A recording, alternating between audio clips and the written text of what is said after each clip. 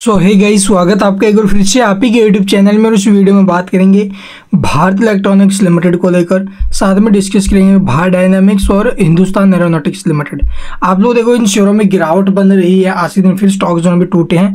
अभी के टाइम थोड़ी बहुत नीचे से रिकवरी ली, क्योंकि मार्केट में नीचे से रिकवरी बनते हुए नजर आई। बट मार्केट पॉजिटिव क्लोजिंग लेगा या फिर नेगेटिव क्लोजिंग लेगा, इसके ऊपर बोलना बहुत ज़्यादा मुश्किल है, क्योंकि पीछे अमेरिका के बाजारों में जो है नेगेटिव क्लोजिंग आई है। बट अभी जो फ्यूचर मार्केट चल रहा है, डाउ फ्यूचर, नैस्डैक फ्यूचर है, ठीक है, या फिर गिफ्ट निफ्टी, वो बिल्कुल पॉजिटिव अभी। तो उन सबको देखते हुए पॉजिटिव इसकी क्लोजिंग आनी चाहिए। और बाकी देखते भी मार्केट किस प्रकार से क्या बिहेव करता है। और इन शेयरों में आप लोग आज हमें गिरावट देखने को मिली है।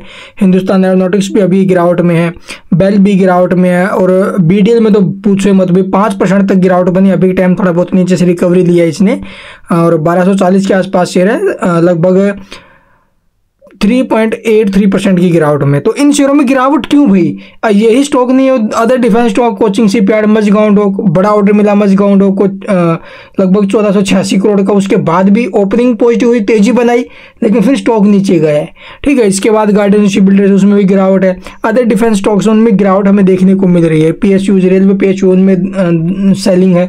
तो यहाँ पर सेलिंग क्यों हो रही है?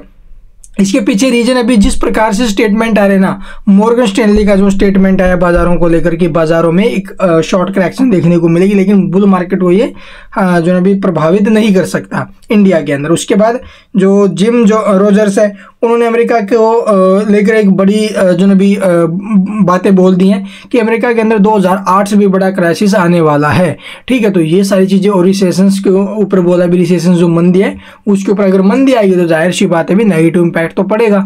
बस वही सब है जो पूरे बाजारों को हिला के रखा हुआ है। अभी जो सेबी के न्यू रूल्स थे एफपीआईज पर लागू हुए, एफपीआईज ने यहाँ पर अपना जो स्टेक है वो बेचा, जिसकी वजह से बाजार टूटे। तो थोड़ा सा है भाई दबाव, मैं भी मानता हूं, लेकिन इन शेयरों में अच्छी खासी जिस प्रकार की हमें गिरावट देखने को मिलनी चाहिए थी, वो गिरावट आ चुकी है। पीछे ये शेयर लगातार भागे थे, उसके बाद देखो प्रॉफिट बुकिंग वगैरह तो होगा, तो यहाँ से प्रॉफिट बुकिंग भी हो रहा है, और ऊपर के भाव से जो माल है वो निकाला गया, जिसकी वजह से स्टॉक्स के ऊपर सेलिंग प्रेस है। तो इन शेयरों में रिकवरी बनेगी। अगर आपके पास है तो भी अच्छी बात है, अभी होल्ड कीजिए।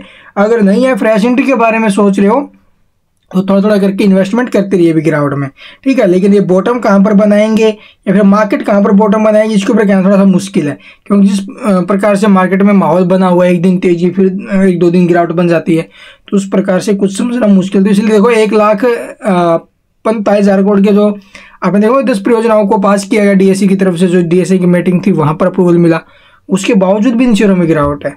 तो इसलिए लॉन्ग टर्म में अभी इन्हें शिफ्ट कर लीजिए अगर आपके पास है तो, ठीक है। 30-30, 40-40% टूटे हुए शेयर हैं, तो इनके ऊपर आपको फोकस करना चाहिए। 40 और जो आप लोग देखो 30% तो बीडीएल टूट चुका है। यहाँ पर मौका है एचसीएल और जो बेल, इनमें 40-40% की गिरावट नहीं हुई है भाई, 30-40% की गिरावट नहीं है, ये 15-15, 20-20% टूटे हुए हैं, लेकिन मौके यहाँ पर भी है। तो इन शेयरों में हम एसआईपी कर सकते हैं स्टार्ट पे। आगे आपकी मर्जी किस प्रकार से क्या स्ट्रैटेजी बनाओ। जिसकी डाउट्स थी गिरावट को लेकर, आई थिंक आपके क्लियर होंगे क्यों गिरावट हो रही है। पैनिक सेलिंग अभी कुछ भी नहीं है, बट आपको होल्ड करना अगर आपके पास है तो। And thank you for watching the video.